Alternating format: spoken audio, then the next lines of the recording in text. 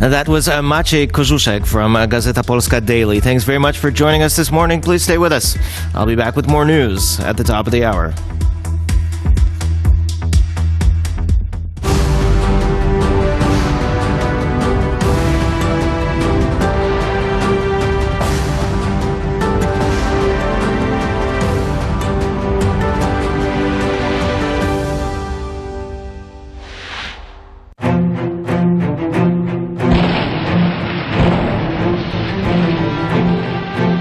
On September the 1st, the opening salvos of the Second World War were heard and felt. Opening shots were fired on the coast at the Polish outpost of Westerplatte. This assault on Poland by Germany was coordinated with Soviet Russia.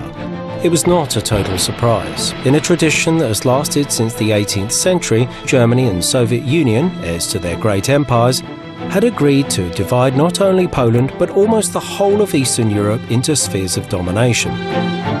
Despite an understanding with Britain and France that they would attack Germany in the West stayed aloof. Meantime, the tiny Polish garrison at Westerplatte held out under point-blank heavy fire from the battleship Schleswig-Holstein's big guns. The Poles were forced to surrender after a week of unbroken bombardment and assault. It was an example of what was to come.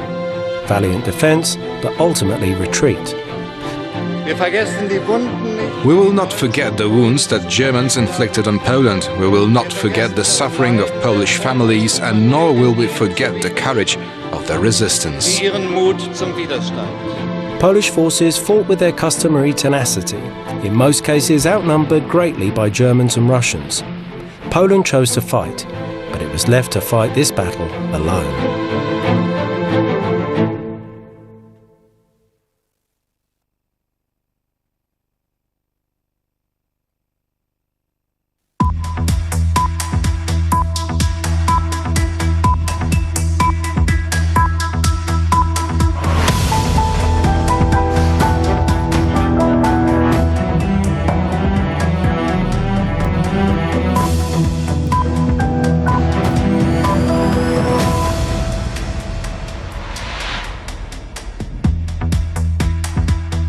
Good evening and welcome to the main edition of World News.